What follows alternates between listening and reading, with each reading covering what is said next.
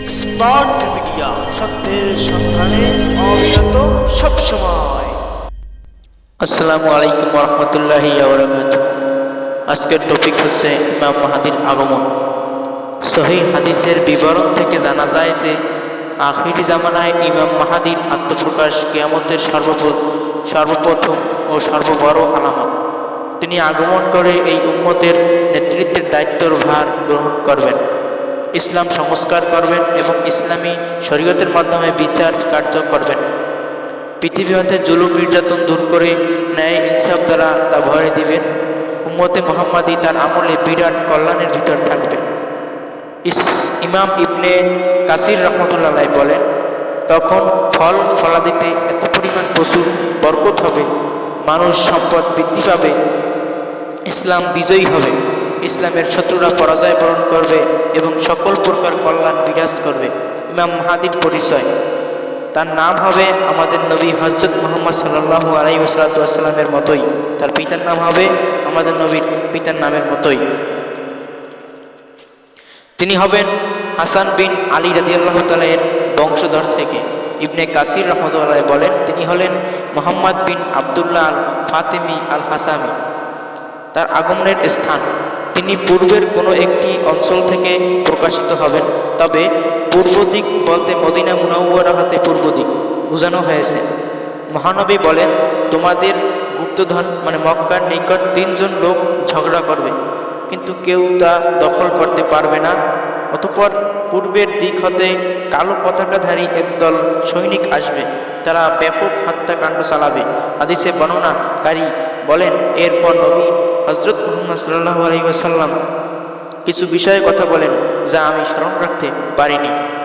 তখন তোমরা যখন তাদের নেতাকে দেখবে তখন তার হাতে বায়াত গ্রহণ করবে, যদিও বরফের উপর হামাগুড়ি দিয়ে উপস্থিত হতে হয়, কেননা তিনি হলেন আল্লাহর খলিফা মাহদী। ইমাম তাবারী বলেছেন, আল্লাহর খলিফা কথাটি ব্যতীত হাদিসের বাকি অংশ সহিহ। ইমাম ইবনে কাসির রহমতুল্লাহ বলেন, উল্লেখিত হাদিসে যে ধন ভাণ্ডারের কথা বলা হয়েছে তা হলো কাবা ঘর, ধনভাণ্ডার। 3 জন খলিফার পুত্র তা দখল করার জন্য ঝগড়া করবে, কেউ তা দখল করতে পারবে না। সর্বশেষ আখিরি জামানার পূর্বে কোনো একটি দেশ হতে মাহদী আগমন করবেন। মূর্খ শিয়া সম্প্রদায় সামিরা নামক গর্ত হতে ইমাম মাহদী বের হওয়ার দাবি করছেন, তা সম্পূর্ণ মিথ্যা। তারা আরও দাবি করেন যে তিনি গর্তের ভিতরে লুকায়িত আছেন। কিয়ামতে শিয়াদের একটি দল প্রতিদিন সেই গর্তের কাছে দাঁড়িয়ে অপেক্ষা করে। এ ধরনের অনেক হাস্যকর কাল্পনিক ঘটনা বর্ণিত আছে। এ সমস্ত কথা পক্ষে কোনো দলিল নেই, বরং কুরআন, হাদিস এবং বিবেক বহির্ভূত কথা। তিনি আরও বলেন, পূর্বাঞ্চলের লোকেরা তাকে সাহায্য করবে, তার শাসনকে সমর্থন করবে। মোট কথা, আখেরি জামানায় পূর্বদের সাথে তার জন্য বায়াত করা হবে। এবার ইমাম মাহদী আগমনের দলিল সমূহ। ইমাম মাহদীর আগমনের ব্যাপারে অনেক সহিহ হাদিস রয়েছে। কোনো কোনো হাদিসে প্রকাশ্যভাবে তার নাম উল্লেখ করা আছে, আবার কোনো কোনো হাদিসে তার গুণাগুণসমূহ উল্লেখ করা হয়েছে। তার আগমন সত্য হওয়ার জন্য এই সমস্ত হাদিস যথেষ্ট। তাহলে শুনুন এবার হাদিস সমূহ। প্রথম হাদিস, আবু সাঈদ খুদরি রাদিয়াল্লাহু তাআলা নবী করিম সাল্লাল্লাহু আলাইহি ওয়াসাল্লাম হতে বর্ণনা করেন, আখিরি জামানায় আমার উম্মতের ভিতরে মাহদীর আগমন ঘটবে। তার শাসনকালে আকাশ থেকে প্রচুর বৃষ্টিপাত হবে, জমিন প্রচুর ফল ফলাদি উৎপন্ন করবে। তিনি মানুষের মাঝে সমানভাবে সম্পদ বিতরণ করবেন, গৃহপালিত পশুর সংখ্যা বৃদ্ধি পাবে, উম্মতে মুহাম্মাদীর সম্মান বৃদ্ধি পাবে। তিনি 7 বছর বা 8 বছর জীবিত থাকবেন। দ্বিতীয় হাদিস, আবু সাঈদ খুদরি রাদিয়াল্লাহু তাআলা হতে আরও বর্ণিত আছে, নবী করিম সাল্লাল্লাহু আলাইহি ওয়াসাল্লাম বলেন, আমি তোমাদেরকে মাহদীর আগমন সম্পর্কে সুসংবাদ দিচ্ছি। মানুষেরা যখন মতবিরোধে লিপ্ত হবে তখন তিনি প্ররোচিত হবেন। পৃথিবী হতে জুলুম নির্যাতন দূর করে ন্যায় ইনসাফ দ্বারা পৃথিবী ভরে দিবেন। আকাশ জমিনে সকল অধিবাসী তার উপর সন্তুষ্টি হবেন। তিনি মানুষের মাঝে অনেক সম্পদ বিতরণ করবেন।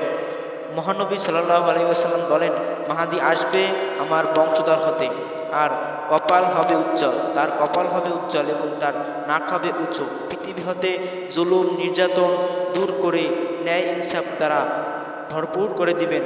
7 বছর পর্যন্ত তিনি রাজত্ব করবেন। 4 নম্বরে উম্মে সালমা রাদিয়াল্লাহু তাআলা আনহু বলেন, আমি নবী করিম সাল্লাল্লাহু আলাইহি ওয়াসাল্লামকে বলতে শুনেছি, মাহাদির আগমন হবে আমার পরিবার ফাতেমার বংশধর হতে। জাবের রাদিয়াল্লাহু তাআলা আনহু বলেন, রাসূল সাল্লাল্লাহু আলাইহি ওয়াসাল্লাম বলেছেন, ঈসা আলাইহিস সালাম যখন অবতরণ করবেন তখন মুসলমানদের আমির তাকে বলবে, আসুন আমাদের নামাজের ইমামতি করুন। ঈসা আলাইহিস সালাম বলবেন, বরং তোমাদের আমির তোমাদের মধ্য হতেই এই উম্মতের সম্মানের কারণেই তিনি এই মন্তব্য করবেন। নবী করিম সাল্লাল্লাহু আলাইহি ওয়াসাল্লাম আরও বলেন, ততদিন পর্যন্ত দুনিয়া ধ্বংস হবে না যতদিন না আমার পরিবারের একজন লোক আরবদের বাদশা হবেন। তার নাম হবে আমার নামের সাথে, তার পিতার নাম হবে আমার পিতার নামের সাথে। আমি আগেই বলে এসেছি, নবী করিম সাল্লাল্লাহু আলাইহি ওয়াসাল্লাম বলেছেন তার নাম হবে আমার নামের সাথে, তার পিতার নাম হবে আমার পিতার নামের সাথে। তো ইনি হলেন ইমাম মাহাদির কথাই বলেছেন। এই ছিল আজকের ইমাম মাহাদির সম্পর্কে সংক্ষিপ্ত তথ্য। আমাদের বর্তমান অবস্থা চিন্তা করলে দেখা যাবে হাদিসে যে সব কথা বলা হয়েছে তার সব এখন মিলে যাচ্ছে। তাই আমরা ধরে নিতে পারি ইমাম মাহাদির আগমন অচিরেই হবে।